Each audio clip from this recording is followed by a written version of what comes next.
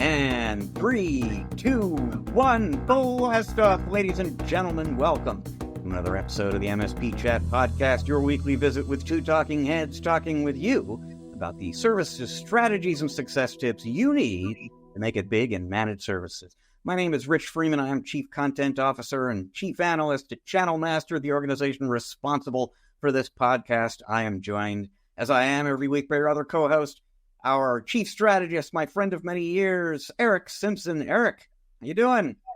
Doing well, Rich. Hey, like we say around MSP chat parts, it's another day that ends in Y. Yeah. I hadn't noticed that before, but that's good. We'll just keep heading for Y, basically. And why will we do that? Because we want you to be as successful as we've been, and we want to share with you what we know about managed services and success in managed services. And we're going to do that this week, Eric, in a very interesting way. I'll set this up quickly now. This will be coming later in the show. But our interview segment this week is actually going to be a sort of live simulcast with Eric Anthony of the All Things MSP podcast.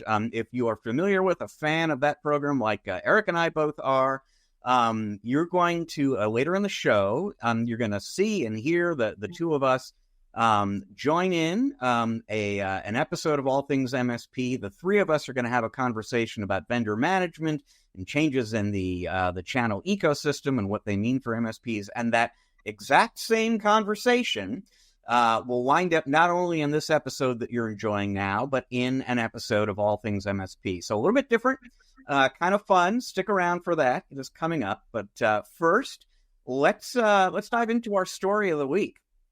This is torn straight off the cover of the latest edition of Channelholic, my blog, which you will find at channelholic.news. Surprise, surprise, Eric, it has to do with artificial intelligence.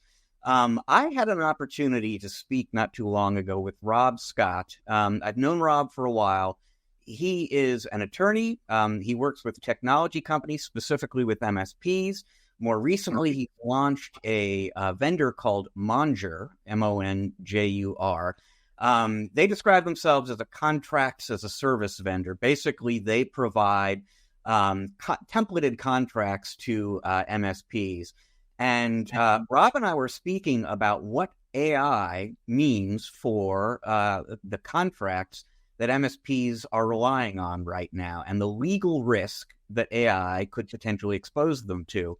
Long story short, if you are an MSP listening to this or watching this and you're thinking, I've got an MSA in place and I drafted it with an attorney and it's got all sorts of great exclusions and protections built in for me there, you are probably not as protected as you think you are with regard to AI.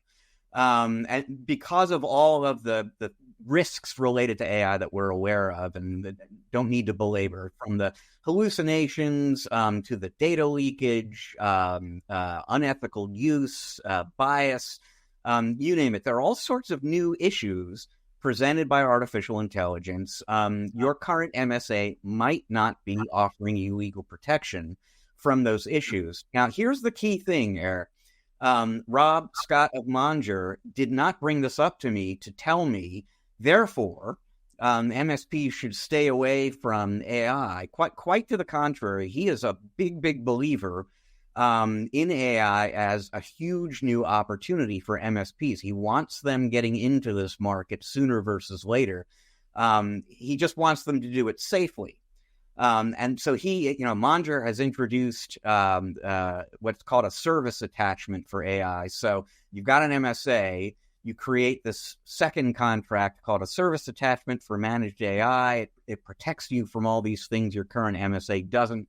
And that sort of supplements the MSP and allows you to get into artificial intelligence safely.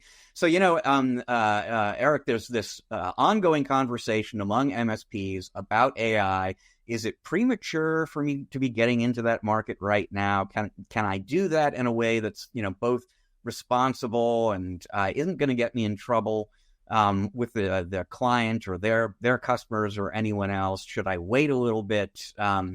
Rob Scott would say, I frankly would say as well, you want to be getting into this market now, before everyone else. You don't want to be the laggard in AI. You want to be getting started now. But if you are planning to do that, have done it already, you want to make sure you're doing it safely. So take a good close look at your contract, talk to your attorney, make sure that if you're doing anything, contemplating doing something in AI, that you are properly protecting your business.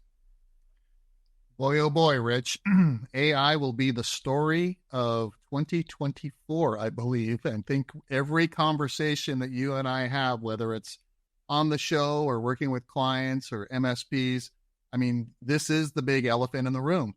And whether or not you decide to participate in AI and deal with, the proper preparation and address the risk and engage with your legal counsel to make sure that you're protected, your clients will drag you into it.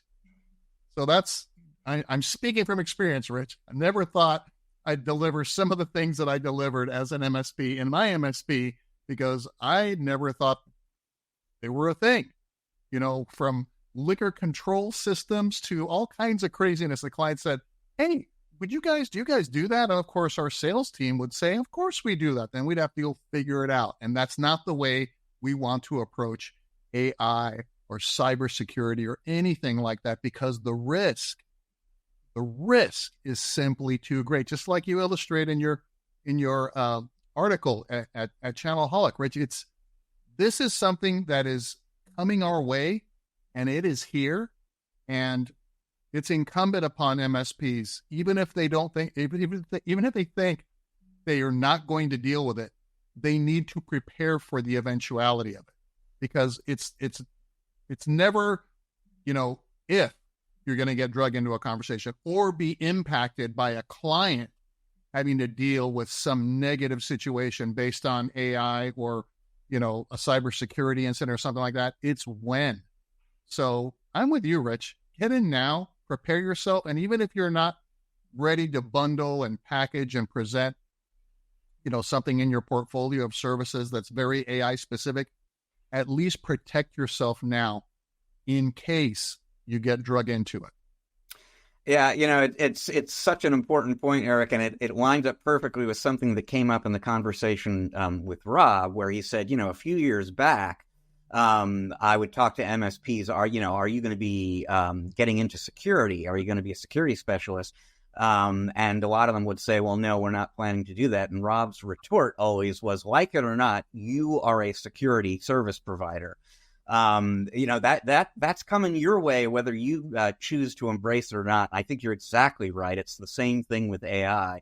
So even if you decide to sort of sit in the sidelines a little bit before making a commitment, you still should take a look at your contracts and make sure that you've got some protection in there, because absolutely, Eric. These things are headed your way, whether you're ready for it or not, and at least make sure to protect your business from that.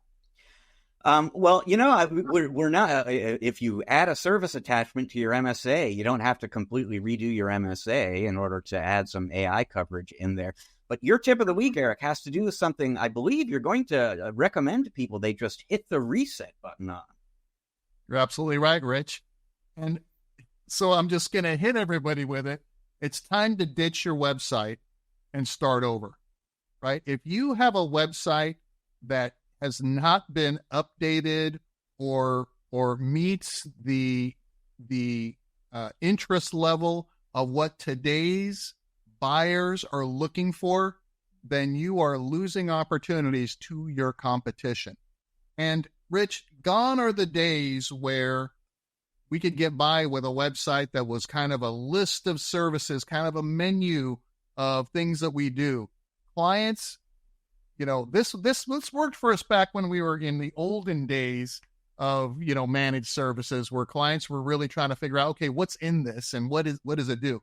We are now dealing with mature business owners who may have been through a bunch of IT providers and MSPs already. So they're not really looking for transactional services. They're looking for consultative services. They're looking for folks that can give them that strategic guidance to help them make the most of the technology that they've already invested in, and then guide their technology investments and integrations moving forward into the future. Rich, we've talked on this show many times about what the post-pandemic buyers are buying today, and it includes cloud migration, SaaS applications. It includes cybersecurity. It includes hybrid workforce support. And I'm going to say it, it's going to include AI in a minute here, right? So take a look at your website, and rather than try to just edit it, tweak it a little bit, just start with a new site that it speaks to your consultative value, to the business outcomes that you bring your clients, their testimonials, and make it easy for them to engage with you. Get some thought leadership content up there, get a white papers, get some case studies going to incentivize folks that are driving by your website to go, oh, I want to read that. That speaks to my business needs. That speaks to my pain. And get into the next evolution of strategic value, and make sure that your website represents that. Make sure that your online social media pages represents that, and move where the puck is going to be. We're talking about adding more value to our client relationships, Rich, which means we're not looking for C customers. We're looking for A clients. We might take some B clients along the way, but we're really looking for the clients that are in a growth mode, that are willing to invest and know that they get what they pay for in terms of strategic value. And being one of the 7 people that Jay McBain likes to talk about around that consultative inner circle that business owners surround themselves with, rather than just be seen as a vendor. Yeah, this is a really important point as well, and we have spoken before on the show. A lot of what MSPs historically have done, manage endpoints, manage networks, these are becoming commoditized services. Reselling and supporting basic SaaS solutions, not a high margin, a highly differentiated kind of business. What you need to do, both for the health of your business and because this is increasingly what the end users want, is get into that consultative, outcome-oriented, solution-oriented kind of mode. And absolutely, that should be reflected on your website, precisely because it's what the buyers want and are looking for. If they come to the website and see a company that is just talking about products and hardware management, they're going to move on to somebody else. So, and it's sometimes it is not so easy to just revise and shoehorn some new messaging into an existing marketing deliverable. It probably, to the degree that consultative approach is sort of a new message for your business, you're really probably going to need a brand new website.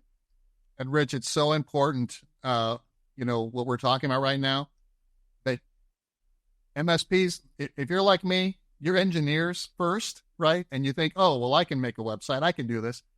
Rich, MSPs probably need help in 2 big areas that we talk about a lot, marketing and sales. Get some help. Get a trusted advisor to build your website for you. You don't have to spin another plate. Do what you do best. Focus on the things that you know how to do best, and get the outside advisory support to get you what you need. Just like you present the opportunity to your prospects to say, listen, stop trying to fix this stuff yourself. You need to bring us in so we can manage it for you, so you can focus on growing your business. Take your own advice, eat your own caviar, if you will, and get someone that knows how to construct the website, deliver that marketing message, that value proposition, and get your new brand out there and evolve into that next level of strategic business partner that your clients will appreciate you being. It will be money well spent, folks. I truly believe that. Okay, so we are going to take a quick break. When we come back on the other side, it is time for what I was talking about earlier on. So when we come back from the break, Eric and I will be back. We will be joined by Eric Anthony of the All Things MSP podcast. And in fact, the 3 of us will be having a conversation that simultaneously shows up on this episode of MSP Chat and an upcoming episode of All Things MSP. Should be a lot of fun. Stick around. We're going to be right back. Going to be fun. Stick around.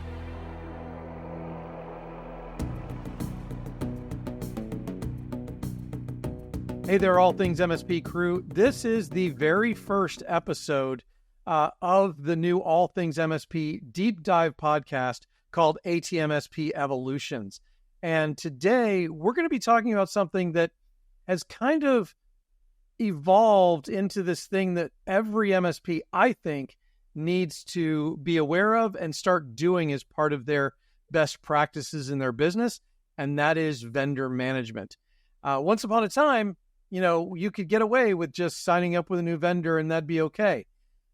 Cybersecurity,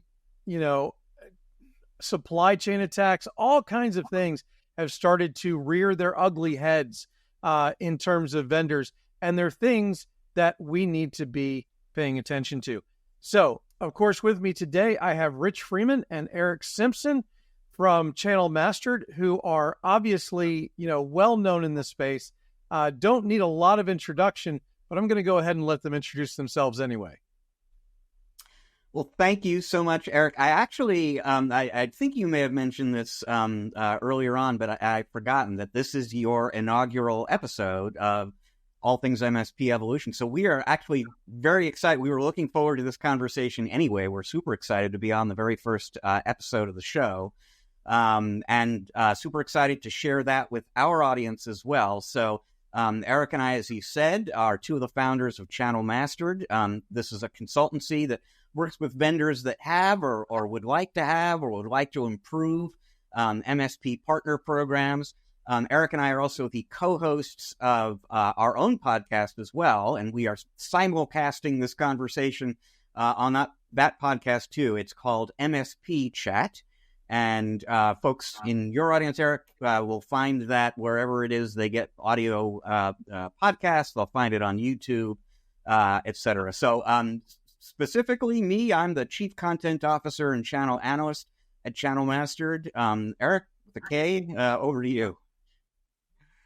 Yeah, so I'm a recovering MSP, as many of us are nowadays. Built and sold one of the first MSPs in the industry, and then founded MSP University, and have been working with MSPs ever since that day. So I'm not going to age myself and tell you guys how long ago it was, but those that know.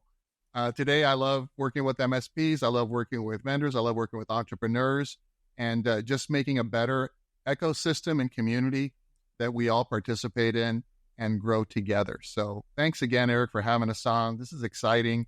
Congratulations on launching the new podcast. Yeah, thank you. And thanks for doing this kind of joint collaboration where we're posting it on, All Things MSP Evolutions, but we're also posting it on MSP Chat. So super excited for that as well. And, we kind of mentioned vendors. This is kind of more obviously geared towards the MSP audience, but we all know that we have some vendors who watch these shows as well. And so vendors, you should probably kind of listen up to this one, because although we're giving it as a blueprint for MSPs, it should also be the model by which you are trying to create the right partnership program for your MSP partners. So I've got some questions, and I know you guys have some questions too. We're going to just kind of go back and forth on this in a way. But I want to gear it towards kind of how does this affect the new MSP? How does it affect what existing MSPs are doing in 2024? What's changing? Because ATMSP Evolutions is about the future. And I think this is something that's very relevant for the future, because it is something that's changing. So in your mind, and I'll start with Eric, in your mind, what kind of is the definition of and scope of vendor management to you? Oh boy. Well, I look at it from two perspectives, right? Because, and this is something that every MSP looks at as well. It's managing our own vendor relationships, but on top of that, it's managing our clients' vendor relationships, right? And sometimes there's crossover. Sometimes the client's vendor relationships are the vendor relationships that we introduce to our clients. And sometimes the client's vendor relationships are things that come with a new client, right? And so our job as MSPs in managing these vendor relationships, I think, can be boiled down into a couple of, I think, simple ideas, which means we need to have the best relationship with our vendors, whether they are our vendors, we're sharing our vendors with our clients, or managing their vendors, so that we have influence and leverage on delivering the best service and outcome for our clients. Now, as MSPs, Eric, you well know that when we consider engaging with a vendor to power our services or to help us grow our businesses, we're typically evaluating them from a couple of different perspectives. The first one is, will bringing this vendor on be good for my clients, right? Is it a product, service, or solution that I'm adding into my stack that today's MSPs have had to adapt and adjust to, as you kind of, introduced in your intros? Like we are post-pandemic now. Today's buyers are buying different things than what they used to buy. So we're focused now on, cyber security, cloud and SaaS application management, hybrid workforce support, right? So cybersecurity being, the through line through all of this. So is this product, service, or solution good for my clients? Is it good for my team?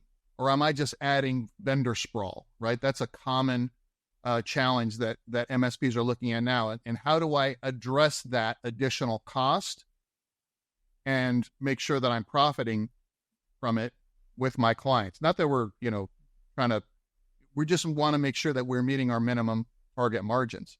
And then thirdly, how easy is it for me to integrate into my processes and platforms, bill for it, and sell it and manage it, right? So I think from the perspective of what does an MSP look like from a vendor management perspective, Rich, you've got stats on this, how many, vendor relationships a typical MSP has. So I'm going to kick that over to you to chime in here, but it's a lot. It's certainly a lot more than when I had my MSP practice and sold it many years ago, right? So there has to be a give and a get that's a partnership between us and our vendors. And we have to work together in unison to grow each of our respective organizations. Every one of us has different needs. And, Rich and I do a session at many events where we talk about, the difference between vendors and MSPs, one being from Mars, one being from Venus, and what we look for in good collaboration in order to go to market together and succeed and thrive. So I'm going to stop there and kick it over to Rich.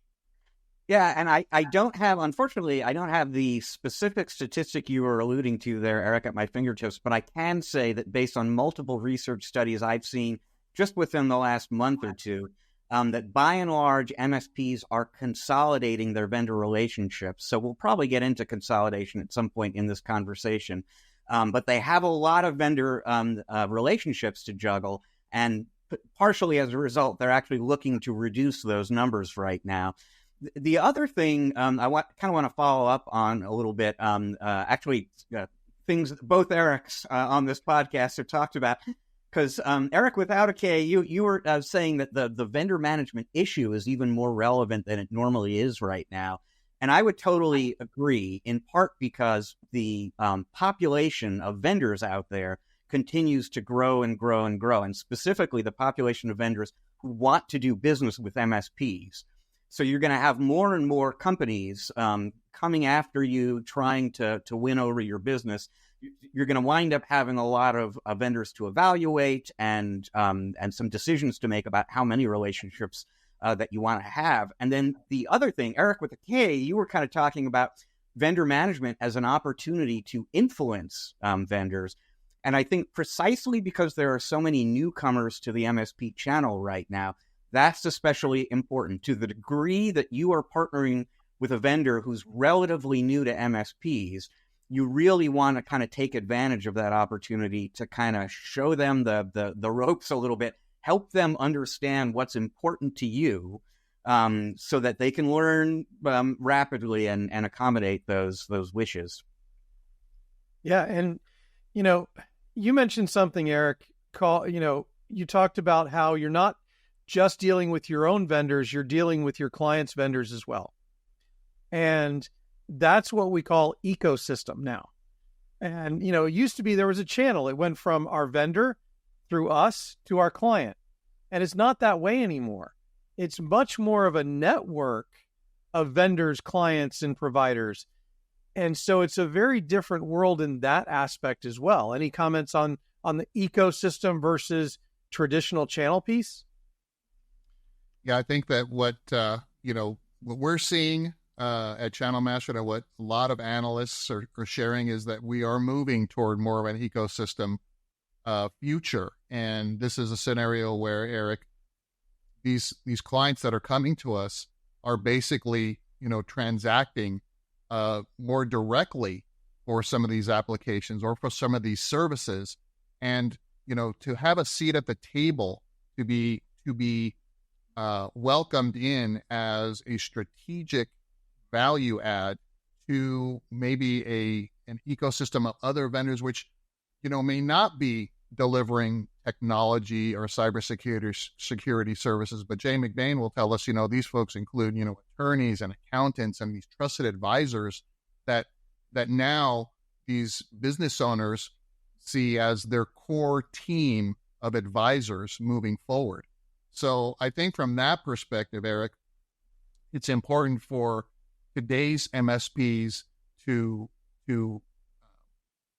become more mature in a more strategic focus to add that value, or else risk being replaced by a competitor that can be perceived as adding more strategic value and having a seat at the table and being one of these core strategic advisors that our clients are now seeking to build in their growth strategy moving forward, or grow with in this strategy moving forward, and understand who they are and work together to deliver these services. And I think if we're successful at doing that, then that just means that we're going to continue to grow the longevity of those client relationships and become more deeply valuable and identify more opportunities to introduce the services and solutions that clients need, and will not be seen as a cost center, but be more trusting to say yes to some of these things, because we're having those conversations from a more business outcome perspective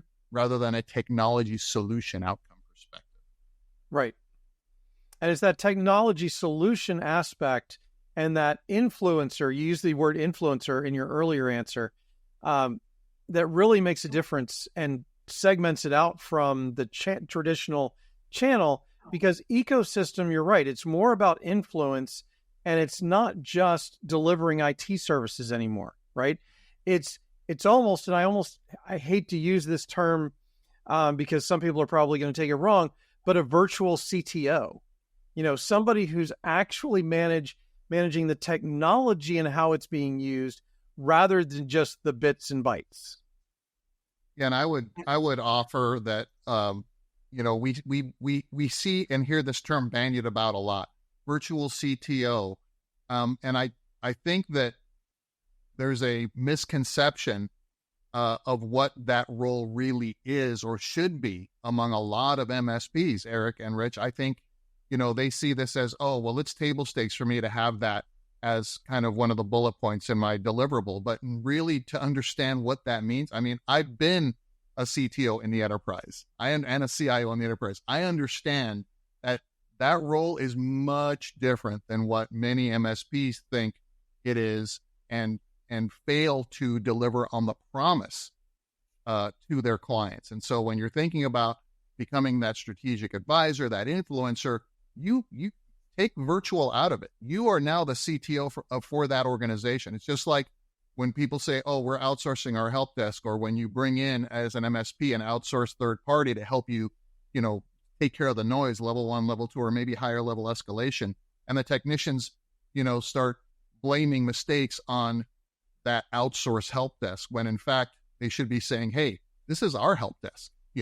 They're part of our team. We're delivering that to our clients. So just like, own the responsibility of what a CTO does and deliver it fractionally, but don't call it virtual, don't call it fractional. This is kind of an embedded advisory role that you have. Right. And when you start thinking about it that way, it changes the perception of what you feel is necessary. And then it allows you then to say, well, let me change my pricing model to accommodate that, because it's not some virtual thing that I'm adding on. Call me when you need me. I'm going to have QBRs. This is I am directing the technology decisions and having some budget ownership in my clients' relationships. It's a completely different perspective in my mind. Yep. And now, Rich, you had a comment. Yeah, well, I mean, there are a number of really interesting things that I want to quickly follow up on. And so, first of all, to tag in on what Eric was talking about there, you really want to have that CTO, that technology advisor role in your customer accounts right now for a couple of different reasons. One of which being, this is what customers are looking for right now. Increasingly, they and they indicate this in all sorts of different ways, research studies, et cetera. They want, and cliche alert, but they do want digital transformation. They want solutions and not products. They're looking for somebody to guide them on the best ways to apply technology for their business. So you want to be the person who's meeting that demand. At the same time, a lot of the stuff that MSPs have historically done, network management, device management, et cetera, less and less strategic, more and more commodified, less and less profitable. So two good reasons there, basically, to be that CTO, CIO to your clients. And then the other thing I'll point out, just in the general area of ecosystem versus those traditional channel relationships you were talking about, Eric, is it kind of changes the dynamics between MSPs and the vendors that they partner with. So once upon a time, you might not even have considered working with a vendor who sells direct, for example. But there are a lot of great partner MSP opportunities out there these days in the ecosystem era with companies that do sell direct sometimes. And in fact, sometimes the best thing you can do as an MSP is let the end user handle the procurement, and they go ahead and buy direct. They're going to buy the software through some SaaS vendor and not know what to do with it. And that's when you step in with the strategic advice and the monitoring and the maintenance and management and so on that's going to make you sticky with that client. So the evaluation criteria for vendors in the ecosystem era, I think, is a little bit different. Yes, absolutely. I agree with that.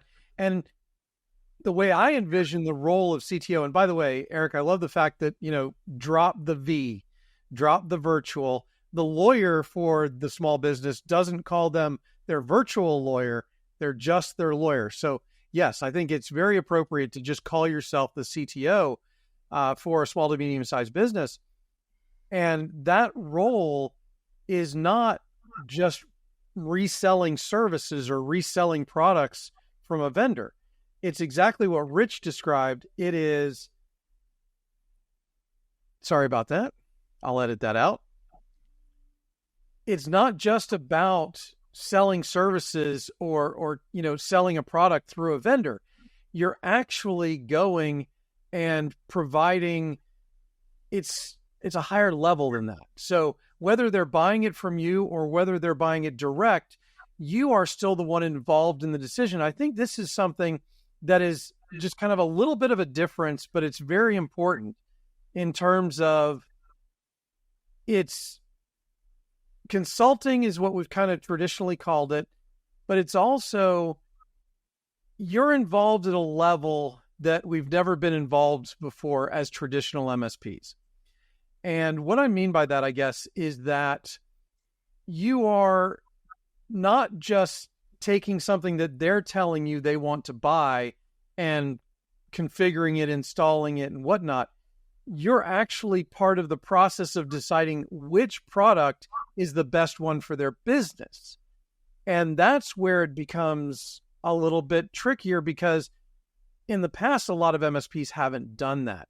They've relied on the customer to say, this is the solution we want, rather than the MSP going in as the CTO and determining what the best product to solve that problem is. I think that's the highest value that we can deliver to a client is, again, owning that role and saying, the definition of a CTO is I'm going to guide the technology strategy for this organization. And I'm going to evaluate everything that's going on with every user, every platform, every service. It sounds daunting, but you eat the elephant one bite at a time. You prioritize what's going on in the environment. I was just on a coaching call with an MSP yesterday and, guiding them on delivering this role as the CTO. And I said, let's survey the users. Don't survey the business owner. Let's survey the users on their workflow, on their challenges. Maybe the business owner doesn't know that it takes the AP, AR department, days or weeks to get accounts receivable and invoicing out, just like MSPs are very familiar with that, right? Maybe it takes them, 75 mouse clicks to cut an invoice or to pay, payroll or whatever that is. Users over time, they feel like, oh, okay, this is just how it's done. And that's what I have to do. And maybe they've raised concerns, but, the business owner is busy with other things and may not take immediate action. But when we analyze and survey and say, oh my goodness, we should upgrade to this new version of the platform, or maybe we should look at different platforms or changing some process to make it more efficient for that valued staff member who is the most valuable resource in that organization to do what they were hired to do and not lose a lot of time, dealing with things that aren't efficient. So things like that, doing, a survey of different business units, and owning that and then prioritizing it in our 3 or 5 year technology roadmap plan that we are directing. Now, you may have someone else in the organization that is doing the QBRs, but, the CTO is involved in that and, takes that feedback or injects feedback in to guide that. And not only to sell more stuff, right, Eric and Rich, but to make sure that that business owner and that organization is getting the most out of the technology and services they're already investing in. Yeah, you're reminding me. And so, surveying the end users, I think is a really smart way to approach this. But I know MSPs who, particularly at a new account, will, just go on site with the customer, assuming folks, there's an office there to go on site too, wander around and talk to the employees because you're going to learn about needs and issues and pain points that the business owner, the CEO might not know about, might not have top of mind. And that's going to give you an opportunity to bring ideas to the CEO that they don't know to ask you about. I'm remembering a story I was told years ago by the then CEO of BitTitan. And there was an attorney from their outsourced legal firm who came on site at BitTitan headquarters to spend 2 days there and do exactly what I'm talking about, wander around, talk to people. And this guy got a meeting with the CEO and asked him at one point, what more can we do for you to be a great legal partner for you? And the CEO's answer basically was, tell me the thing that you can do that I don't know to ask you for, because I'm not a lawyer, right? And that's what the MSP clients out there want from you as well. They absolutely want you to help them with the problems they know they have. But they want you to identify problems maybe that they didn't know they have and show them how to fix those.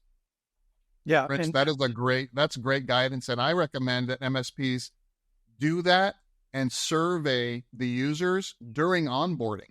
Like, do a survey first, get everybody's pain and challenges out, and then you can have follow-up, maybe a little focus group, maybe a little different meeting, speak to individuals, right? And bring that information that business owner may not even be aware of into the conversation. As you know, we want to address the immediate pain. Buyers want to address an immediate pain. I have this challenge. I need this fixed. But then there are all these other latent needs that also need to be addressed. And they're always looking at, okay, what's the next thing? What's the next thing? Well, let's look at this thing as a whole.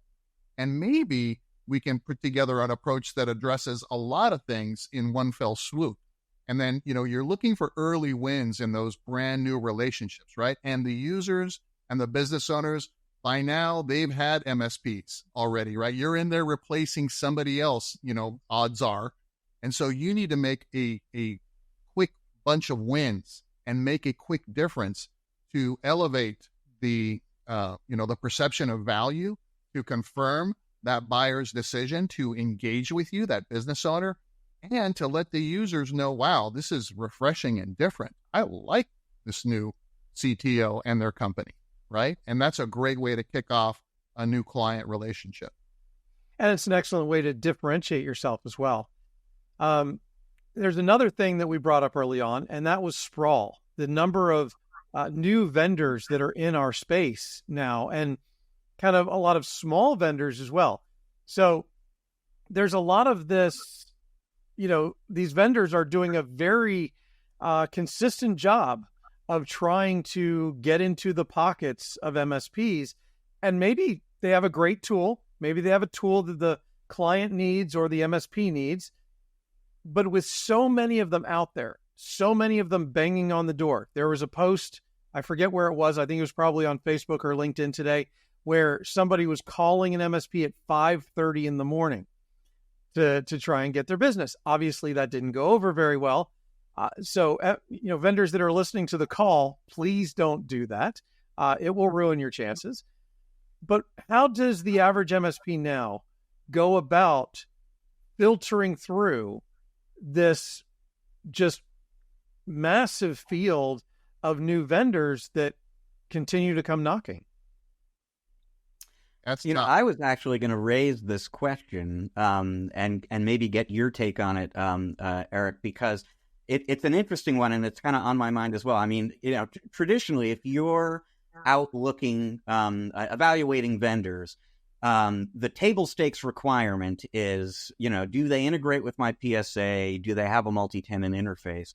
And there are all these young newcomers to the industry right now that don't necessarily have that yet, but are maybe headed towards that. And so it raises the question, do you just filter them out until they do have it? Because it's really just not acceptable. It's not going to be practical or profitable to work with them until they do. Or where do you set the bar where, like in cybersecurity, for example, there's something so new and different and exciting about this capability here that I have to at least consider doing business with them, even though they don't have that maturity that the more established vendors have. I think it's a harder question to answer now than it used to be. Oh, I think it absolutely is. Eric, go ahead. I'm sorry. Yeah, it's very challenging. There's so much more to filter through now. In the olden days, right? Things were simpler. Everybody used the same stuff. And the differentiator was how the relationship with your client and that kind of thing. And today there is so much interest and attention focused on the MSP channel because vendors know that that's the golden goose. I mean, these are the advisors that, can allow or deny their entry into their end users' environments. Like we have that influence. And so more and more vendors are seeing that. Like we know at a Channel Master, we work with a lot of, pre-launch vendors that are, just getting funding and things like that and are looking for market assessment, product market fit and all this. And we have these conversations with them. How do you distinguish and differentiate yourself from who the MSP thinks you compete with? And, other than the table stakes that we've already talked about, like the business necessities for an MSP to even consider you, where do MSPs go to get objective feedback? And today there are lots of communities, there's social media. Now you got to be careful, right, out there because it's tricky. There are some platforms that are a little bit, you got to take it with a grain of salt. But who do you engage with? Who are your posse that you get your information from? There are tons of great podcasts like yours, Eric, like ours. There are lots of communities out there. There are peer groups. There are lots of ways that you can get feedback. but you've still got to filter it out. And you have to have a mindset, I think, as an MSP that says, I'm going to reevaluate my entire solution stack on a regular basis, not just one thing or the other thing. I do a lot of work with MSPs that want to, bundle and price and add like, hey, I need enhanced cybersecurity stack now so I can sell it to my clients. And what they fail to realize is they're dragging along maybe some legacy stuff that doesn't meet today's needs from a cybersecurity perspective or something else because they've been using it forever. And they just say, no, we've got that covered. No, I say, look, evaluate your entire stack. Buyers are different now than they were before. The threat and the risk is much different, but the opportunity is so much greater, leading with cybersecurity. And I say, look, evaluate and do this on a regular basis, maybe a yearly basis. Look at everything and look at what's in your stack and look at the rising cost of these services and solutions. And make sure that you're truing up your clients. Don't ask, permission first to raise your rates. Ask forgiveness afterwards. Hey, we've kept our pricing low. We've added these new services solutions. You'll see this reflected on your next invoice.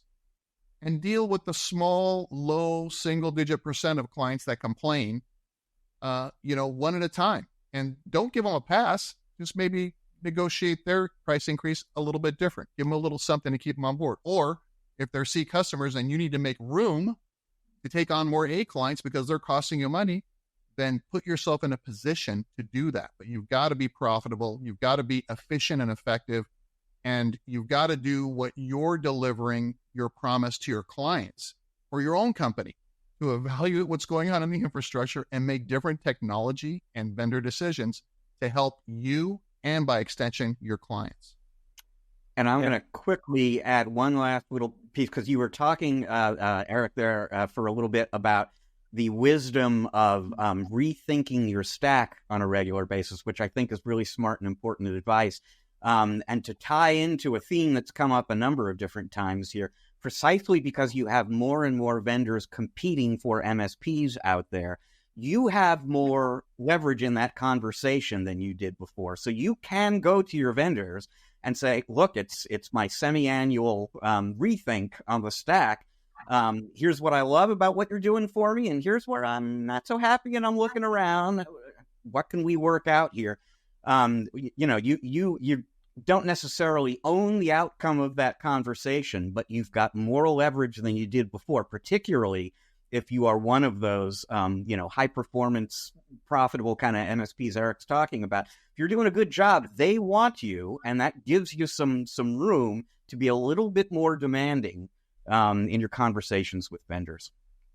The flip side of that, real quick, the flip side of that, Rich, is the competitors that you're talking to, the vendors, they know that you're working with that particular vendor, and they will sweeten the deal to lure you away. I mean, how many times have we heard that? When you've got a ton of endpoints you're managing, boy, oh boy, it gets pretty interesting in those conversations. Go ahead, Eric. Well, I was just going to say that in terms of the competition and the leverage, Rich, that you just talked about, that is 100% true. It used to be that MSPs had no leverage with their vendors. Back, Eric, when you and I were MSPs, we kind of took what we had to take because, first of all, there wasn't a lot of choices out there, number one. But number two, the traditional channel model flows one way. And that's another difference with ecosystem is ecosystem, because it's interconnected, the influence flows both ways. And so I think it's absolutely correct that if MSPs are not pushing back on their vendors today, they need to be. They need to be.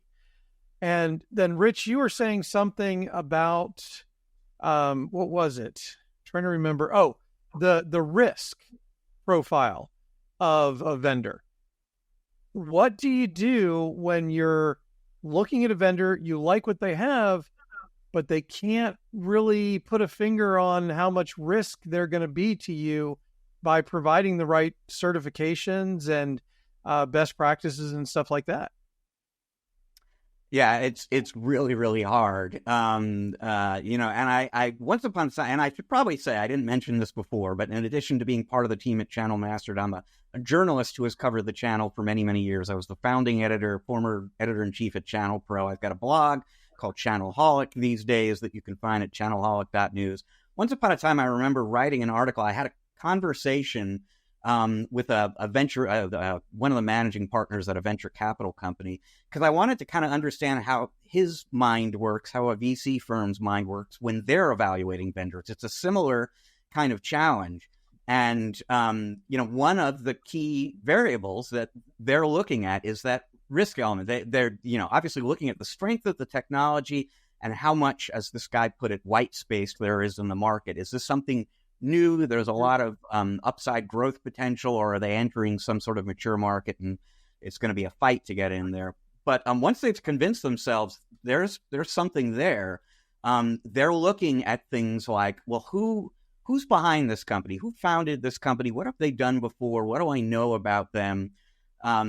Because it really is it's a giant problem, basically, if you place a big bet on a company, on behalf of your business and your clients' businesses, and they go under, their security practices don't, stand up the test of time, and so on. So I think there are areas in a traditional MSP vendor relationship where, you're going to need to be a little bit more flexible than you were before in terms of things like, are they not channel only, for example? Are they, how many PSA integrations do they have? Some of the stuff that we've talked about before. But I do think there are some bedrock things you really have to kind of satisfy yourself about before you forge that relationship. And I think that financial risk, that security risk, that relationship risk is pretty high up on that list.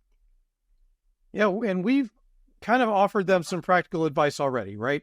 We've told them that they should be reevaluating their stack from time to time. I would say at least once a year, if not twice.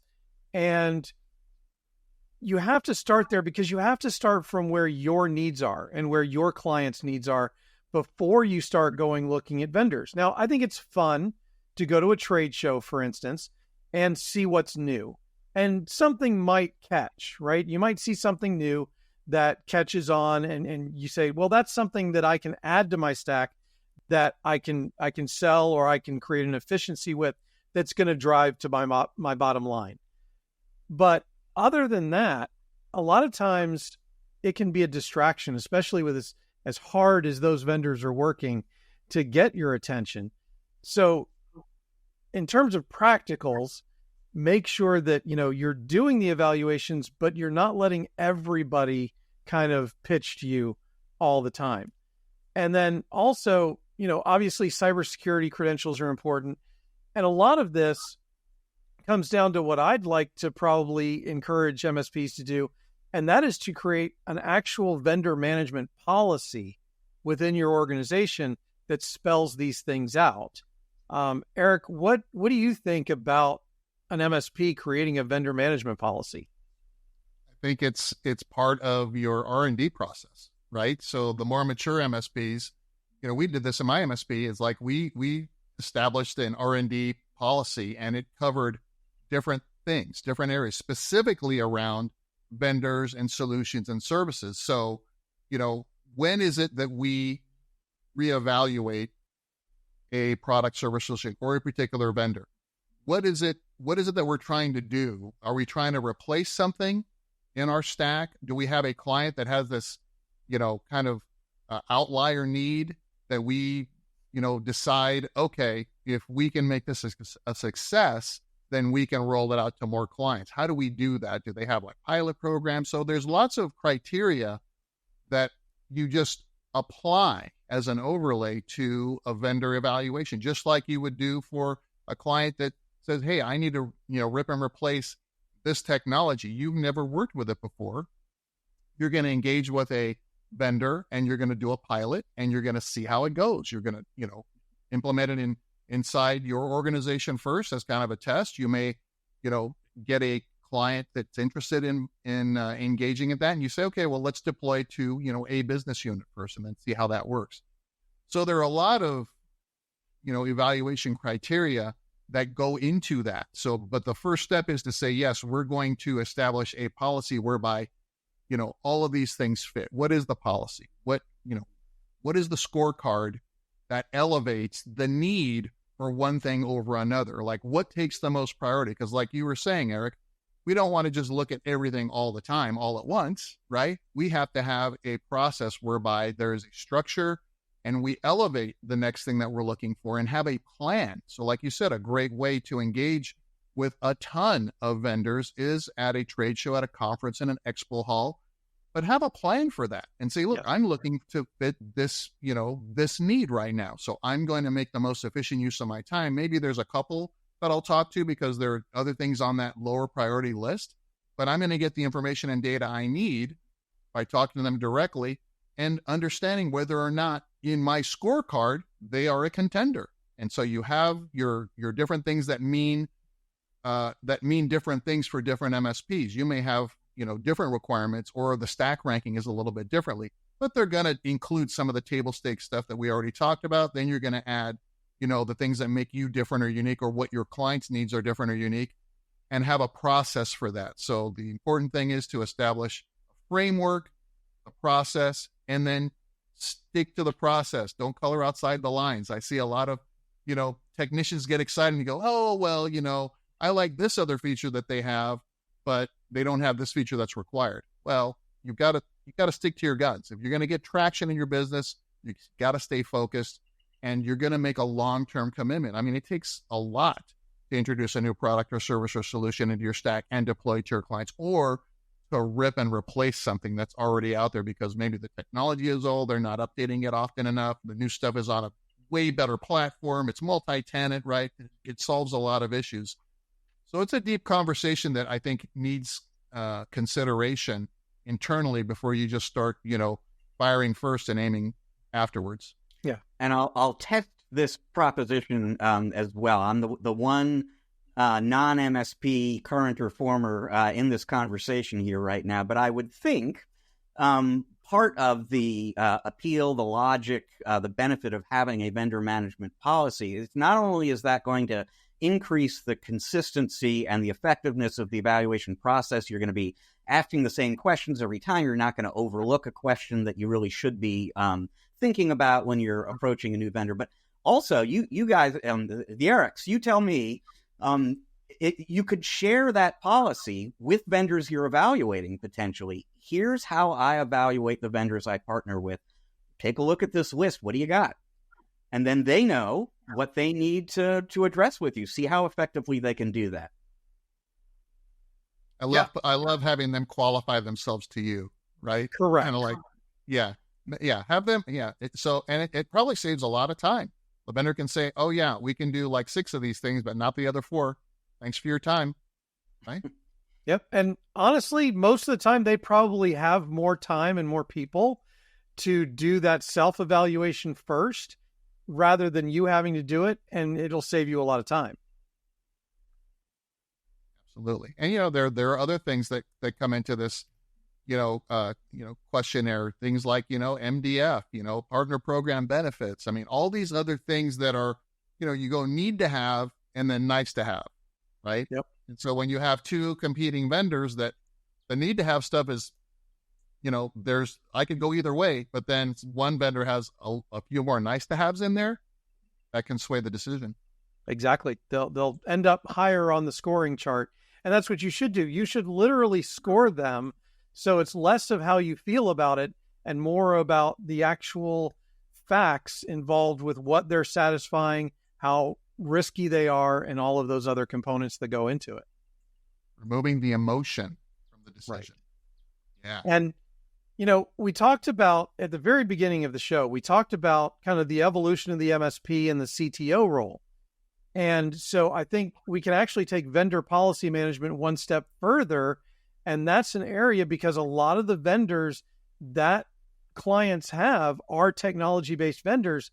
We can actually extend that vendor management policy down into the client as well as part of the CTO role.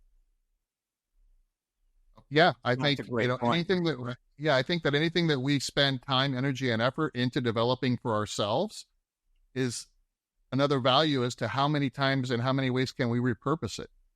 And I think that's a strong strategy, Eric, where you're sitting down with a client when you're presenting the value of the CTO service and why you should engage with us, and show them the scorecard. This is how we are going to evaluate every single vendor, every single solution that powers your business today. It reminds me of when, I used to sell our managed services in the early days. And this is one of my probably most downloaded free asset that I've given away over the years, the 117-step new client onboarding process. And it was like every single thing that we did, and our sales team would go out and they would use that as a sales tool. Say, well, look, here's how we onboard our clients. And they'd share this exhaustive, checklist that the client would immediately say, wow, if my last provider had done that, I wouldn't be talking to you guys right now, right? And it set the tone for how they would interview every succeeding competitor after that. So I wanted to get in there early, right, and present it, because the first thing they're going to ask as part of the conversation, or part of one of the things they would ask, is, tell me about your onboarding process. And we would win every time, because back in the early days, right, not a lot of MSPs had matured to that level that we were at. And so it was a competitive advantage. So this is the same thing. Show a client scorecard, show them how you're going to onboard them, and then execute on that. You can't promise something and not deliver, because then you're going to erode that confidence, and that, you're going to cool that relationship before it even gets a chance to get started, right? Yep. And it's a perfect example of what we were talking about before, bringing something to the client that they don't know to ask you for, because they haven't really, they've never seen a vendor management policy before. They haven't thought at all, haven't had time to think about the potential advantages of that. This is how you really sort of underscore your value to the clients, is by bringing them the stuff that will benefit them, that it never would have occurred to them to ask you about. Now, Rich, as we're kind of wrapping this up, because I know we're kind of at what we decided was going to be our kind of time limit here, because you've interviewed so many vendors and MSPs over, your career, what have you seen in terms of attitudes of the vendor MSP relationship that you've seen the more forward-thinking vendors and MSPs kind of gravitate to? So I think the on the MSP side of that equation, the most successful sort of forward-looking MSPs really do approach vendor relationships as a strategic partnership, and so so they're going to be a little bit more forgiving of mistakes in certain cases. They're going to be a little bit more direct about their aspirations. I'm trying to kind of encapsulate it a little bit, but it's a little bit more like less griping and more collaborative go-to-market strategizing. So understand, make sure the vendor understands what's important to you, but try to understand a little bit about what's important to them as well.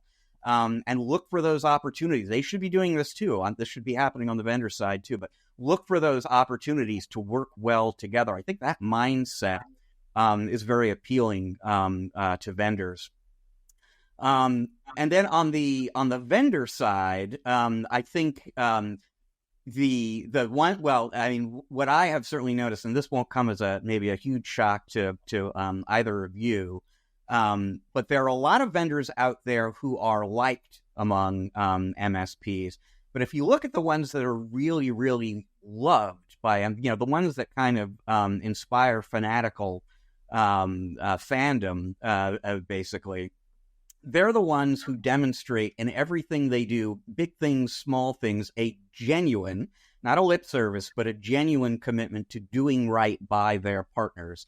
And that extends, from the basics like support, and how responsive they are and how helpful they are. How responsive and helpful are they on billing disputes and things like that. But just also those smaller things as well, where there's some relationship value. They're helping you out on the little things in a way that tells you these guys, genuinely give a darn about me and the success of my business. And people people feel that, MSPs feel that. They know the difference between a company that just has the right pieces and parts in place there and a company that has a truly kind of an embedded culture of supporting and helping MSPs grow. And so on the vendor side, it's the companies that have been especially good at that. I'll go ahead and name two really obvious candidates. Pax8 and Datto come to mind, just huge success stories in recent years. And there's a reason they have a lot of raving fans, is they do more than add the kind of traditional value that good vendors add, and people can feel that love and feel that commitment in a way that inspires loyalty. Yeah, partner first philosophy. I love it. And Eric, as we look, towards the future, the evolution of MSPs and the vendors that serve them, what is kind of the one thing that you would tell each group in terms of what they need to be looking forward to and evolving towards as MSPs and as vendors? Wow. That's a great question, Eric. Only one thing only. Reminds me of The Hunt for Red October, when Sean Connery tells Vasily, is trying to communicate with the American sub, and he's like, "Give me a ping, Vasily. One ping only." So anyway, a little fun there. I think it's the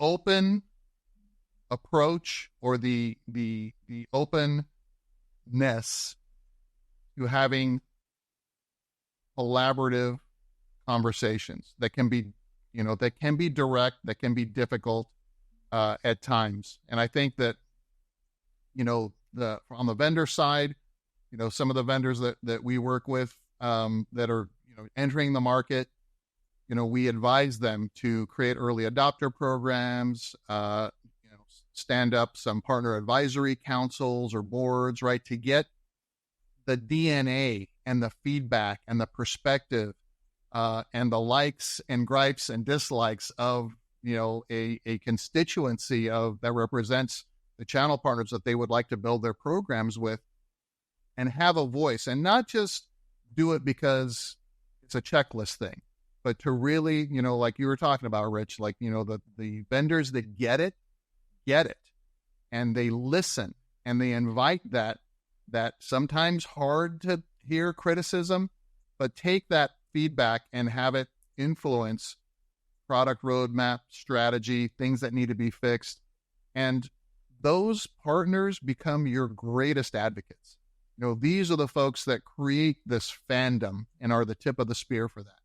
And then on the MSP side, look for opportunities to engage with vendors that have this ability. And don't just sit on the sidelines. If you feel like this vendor could be a great vendor if they just did these couple of things, step up and participate, and ask to either be invited for a position, or if they don't have it, lobby for them. Create a partner advisory council, listen to the partners, create some focus groups, do some peer group stuff. We want to, we see the value, but it takes both parties to want to do that. It can't be one-sided. So, it takes, we're all in this channel together. And I think, we can't just ask, and then get upset when we don't get what we want from a vendor or from an MSP. We have to collaborate together and see it for what it is. We're all going to be here, for a long, long time. And, the vendors and the partners that see it that way and see it as a collaborative, learning opportunity and experience, like you were saying, Rich, will be the most successful together. But it takes somebody to start that. And I don't know what the chicken or egg thing, but together, the best relationships I've seen have included, that opportunity. Yeah, I think you probably said it best in terms of you have to be proactive at the relationship.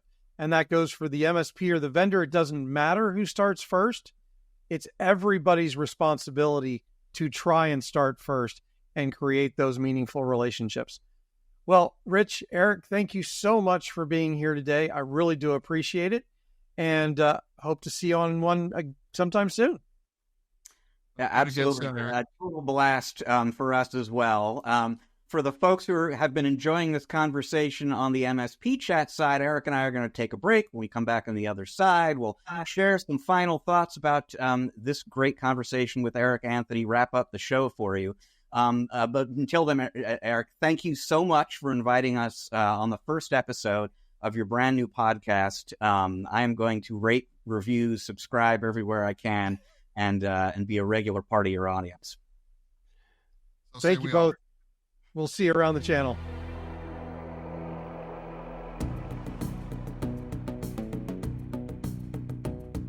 All right, ladies and gentlemen, welcome back to part 3 of this episode of the MSP Chat podcast. A historic first for us here at MSP Chat, Eric.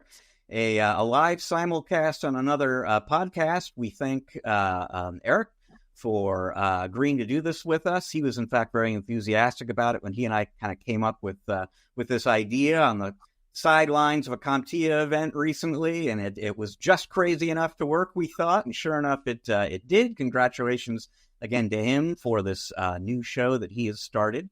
And just lots of food for thought in that conversation there in terms of how the channel is always evolving.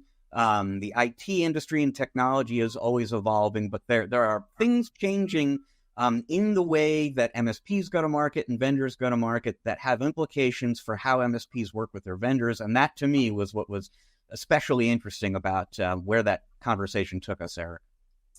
Yeah, it was a great experience, a great conversation. I look forward to doing more of those types of, what do we call those little pop-up kind of, podcast within a podcast, shared simulcast thing. Very, very fun. And Eric, of course, a recovering MSP like me, we could go for days, Rich, as you saw, we started going quite deeply into this very timely topic about, vendors and MSPs, and we got into sprawl, and we got into, best practices and hopes and dreams. And at the end of it, Rich, it just solidifies for me the importance of making sure that we are both participating as good strategic partners, MSPs and their vendors, in order to get the best out of those relationships. And so I really enjoyed the conversation. Me as well. We hope you enjoyed it as much as we did. Folks, it leaves us with time for just one last thing here, and I'm sure you're all familiar with the concept of the fat finger mistake in the land of computers. I got the ultimate one for you here, Eric. This is something else. Took place in the UK, in London, not too long ago. An attorney there went online to a court website to finalize the divorce of one of the law firm's clients. Unfortunately, this particular attorney went into the wrong client file. So instead of going into the file of this couple that had decided to finalize their divorce, he or she went into a file belonging to a couple that had separated but had not actually decided whether or not they would be divorcing. And he went ahead and finalized their divorce by mistake, thinking he or she was doing it for somebody else. Now, within a day or two, the law firm figured out that they had made this unfortunate mistake. They went to the court and said, "Hey, this was a mistake. We went into the wrong file. Can you just sort of undo this?" And the judge said, "No, we cannot." As a matter of fact, in fact, the statement was, quote, "There is a strong public policy interest in respecting the certainty and finality that flows from a final divorce order and maintaining the status quo that it has established." I mean, basically, from the court's standpoint, I guess, you don't want to open up a door. You don't want to suggest there might be wiggle room when you say divorce is final. Final is final. And so this divorce is final, too. And now this couple is, I guess, going to have to decide whether to just stay divorced or get remarried. So, Rich, just listening to it, the word that comes to mind is whoopsie. I mean, holy cow. I wonder what happened to that, that the person on, at that law firm that made that mistake. I mean, at the very least, I would suspect that the law firm would do everything in their power to, okay, we're going to get you remarried and we'll cover all the legal fees and all that if you do decide to stay together. But hey, might be an opportunity for the couple to, rethink it if they were already getting separated.